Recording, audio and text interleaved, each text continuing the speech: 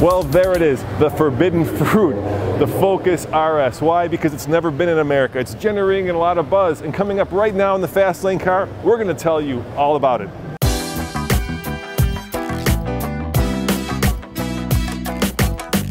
All right, Omar, we're standing in front of probably the car that's gotten the most buzz outside of the GT over there, of course.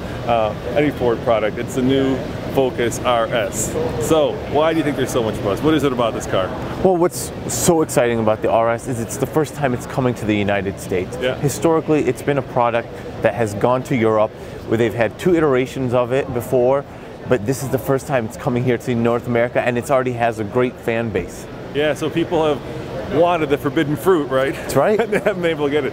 What makes this car so magical? Well, of course, it's under the hood. 350 horsepower, 350 pound-foot of torque, and a new drift mode that makes you into, well, pick the drift champion of your dreams.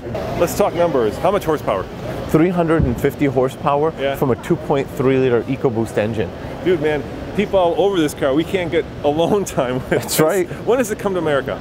It'll be here spring of this year. It'll be available in dealerships. Now, I've seen some videos from Europe, and there's a cool thing called drift mode, right? That's right. There's the first time we've ever put drift mode in a vehicle. You have line lock in the Mustang, and now you have drift mode. So tell me how that works. So what drift mode does is drift mode allows the vehicle to be able to loosen up. So we change the all-wheel drive settings so that more power can go to the rear, and it allows it to brake out. So essentially, what you can do is you can just kind of turn the wheel, press the throttle, and get that back end to kick out and have a little bit of fun. Something that you don't expect from an all-wheel drive vehicle, which is all about control. Omar, the tire manufacturers had to make a deal with you guys to do that, right? That's right. Burned through a lot of tires doing that. I mean, luckily we have a good partnership with Michelin, and all the tires that are equipped on the RS are Michelin, so it'll be a high expense change for you there. All right, so competitors obviously are the Evo, which is dead, right? The STI, which is still around, but let's face it, that engine's been around a while, and the Volkswagen Golf R, and the Golf R is more, well, shall we call it mature?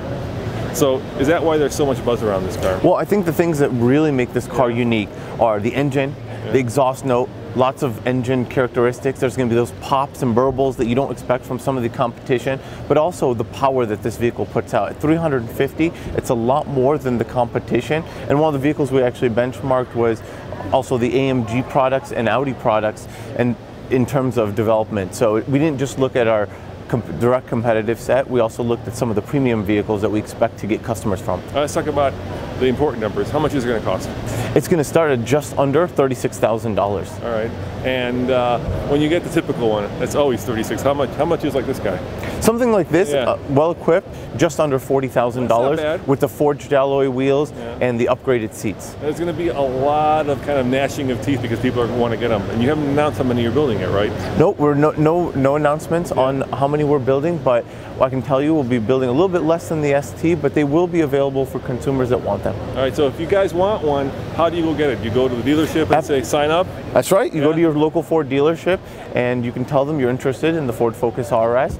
Right now, there is a wait list at most dealerships because of the demand, but in time there will be more available. All right, so I take it you've driven it? I've absolutely driven it. What's it like to drive? Oh my God, it's honestly one of the most unbelievable Ford products I've ever driven. The handling is another level in terms of the grip from the all-wheel drive system, and the engine exhaust note is just something that is addictive. So I can't wait till people get their hands on it and we get that feedback, because the car is an absolute rocket ship. Now, is that engine exhaust note real? You're not feeding it into No, the cabin? it's absolutely, it's really a lot of things that we've done with the engine to change how the characteristic comes out of the exhaust, and it's a signature of the RS.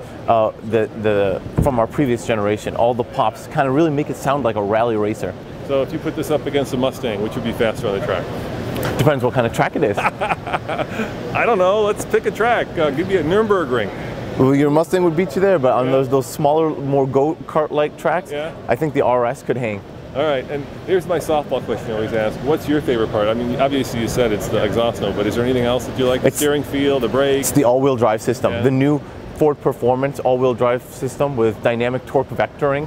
What it allows is really for us to be able to put the power down coming out of corners on the inside and outside rear wheels and really control that. So you virtually eliminate understeer. So the car really drives as if you're on rails.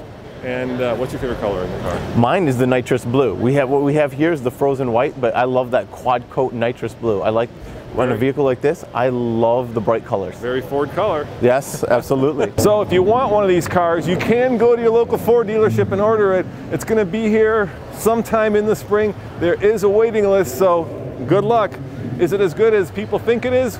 We haven't driven it yet, but I bet you before the year's over, we'll get our hands on one. As always, this is Roman reporting for the Fast Lane Car. Check out tflcar.com for more news, views, and of course, crazy Focus RS interviews. See you next time.